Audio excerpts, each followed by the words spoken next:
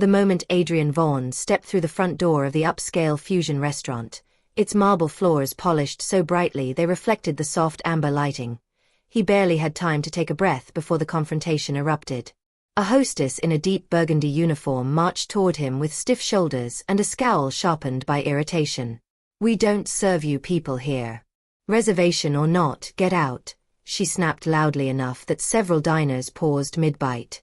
Adrian, a tall, calm-faced black CEO known for handling corporate crises with the steadiness of a seasoned diplomat, opened his mouth to respond, but before he could, a manager stormed over, waving his hands aggressively as though shooing away a stray dog. "Sir, leave the premises immediately. I don't care what name you used for the booking." Adrian's security advisor, Mark, stepped forward in defense, but the manager shoved him, triggering a rapid escalation. Chairs scraped. A few staff members rushed from behind the counter. A server attempted to grab Adrian's arm, only to be blocked by Mark, who pushed the man back as another employee threw a poorly aimed punch. Within seconds, the foyer transformed from a quiet dinner entryway into a chaotic confrontation. Grunts, shouts, and the clattering of silverware filling the room.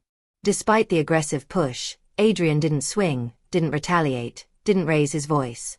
He simply stepped back, watching the staff's frenzy unfold with a calmness that only confused them more. The hostess shoved him a second time, insisting he knew exactly why he had no place here. And at that point, the fight scene reached its height. Security alarms sounding, customers standing and recording, and the restaurant's employees shouting overlapping insults. Yet through it all, Adrian's expression remained composed, almost analytical, as though he were quietly taking note of every action, every word, every face involved in what would become the biggest mistake of their professional lives. By the time the police arrived, the chaotic din inside the restaurant had already left a lingering tension that felt almost tangible, like smoke clinging to the high ceilings and marble floors. The officers stepped inside with a quiet authority, but even their presence did little to calm the lingering storm. Adrian handed them his corporate badge with an understated calmness that seemed almost unnatural given the aggressive energy around him. The badge gleamed under the amber lighting, a small but unmistakable symbol of the power he wielded without raising his voice. The staff, who had moments before acted with unrestrained arrogance, now froze, their faces draining of color as they realized they had misjudged not just a man, but a force with decades of business acumen behind him.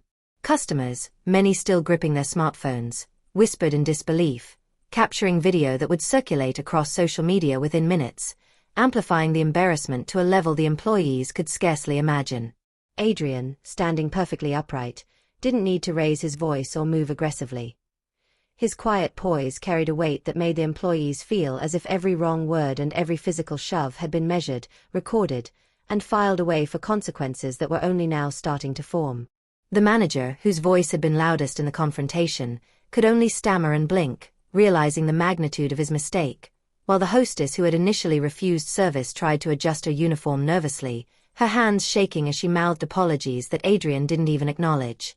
Customers murmured, some approaching cautiously, asking if everything was all right, and Adrian simply nodded, his gaze sweeping across the room with a kind of steady focus that left no corner unobserved.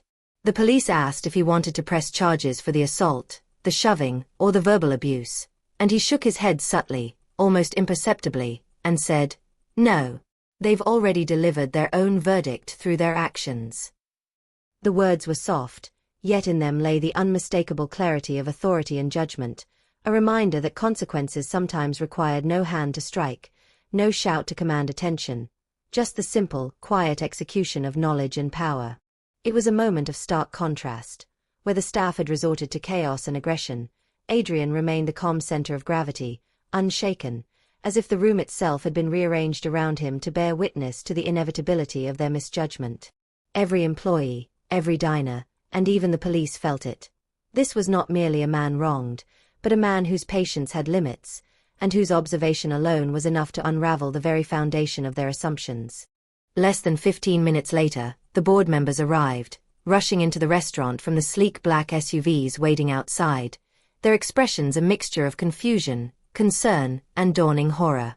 They had expected a private, formal dinner to finalize a multi-million-dollar acquisition, A quiet, prestigious affair that would elevate the restaurant chain into a new era of expansion, prestige, and investment. Instead, they found a scene that seemed to defy belief. Diners frozen mid-action, phones raised, staff pale and trembling, the restaurant's polished marble floors scattered with toppled menus, chairs, and evidence of the brief, chaotic struggle. The chairman, a silver-haired man in a navy suit, adjusted his frameless glasses and took in the scene, his usually unflappable demeanor cracking ever so slightly as he realized the scale of the incident. Adrian stood across the room, a figure of composure, dark suit immaculate, tie perfectly aligned, expression neutral yet piercing as his gaze swept over every staff member and observer. "What happened here?" one board member stammered. Adrian's answer was a measured pause before he gestured subtly toward the manager, who was still attempting to regain composure, and the hostess, whose hands trembled over her burgundy uniform. Then, in a calm but heavy tone, Adrian said, "This is the culture you expected me to invest in?" Silence fell like a heavy curtain. Board members moved through the restaurant, watching video recordings captured on diners' phones, witnessing repeated playback of the verbal insults, shoves, and discriminatory remarks in crisp digital clarity. The realization hit them like a physical blow. The staff's actions, born of arrogance and ignorance, had rendered the multi-million-dollar deal untenable, not by legal contract, not by negotiation, but by a singular misjudgment of the person standing quietly before them. Customers whispered, some leaving quietly, some still frozen in shock, capturing every angle as the board members returned outside, pale and shaken, nodding to each other in silent agreement. Adrian didn't need to explain further. His presence, his calm, and the undeniable documentation of the staff's behavior spoke for itself. In that instant, it became clear to everyone present that power, respect, and consequence could manifest without a single raised hand, and that true authority was not demonstrated through aggression, but through unshakable dignity in the face of chaos. The fallout was swift and decisive. Within minutes, the board, fully briefed and still reeling from the first-hand observations and recorded evidence, convened in a quiet corner across the street. The decision was unanimous. The acquisition was cancelled, effective immediately, and the chain's contracts with Adrian's firm, including financing arrangements, marketing partnerships, and expansion rights, were terminated without delay. Corporate compliance officers were deployed instantly, moving through the restaurant to notify every employee who had participated in the confrontation, escorting them from the premises with formal documentation in hand. Social media erupted in parallel, with videos and eyewitness accounts spreading across platforms, amassing millions of views in a matter of hours, turning the restaurant into an overnight symbol of mismanagement, arrogance, and the consequences of underestimating power. Regional managers scrambled to assess the damage, partners reconsidered pending agreements, and investors began withdrawing their commitments, creating a chain reaction that no statement or press release could reverse. Meanwhile, Adrian returned to his office, methodically reviewing reports, signing termination documents, and overseeing the dismantling of partnerships with his usual quiet efficiency.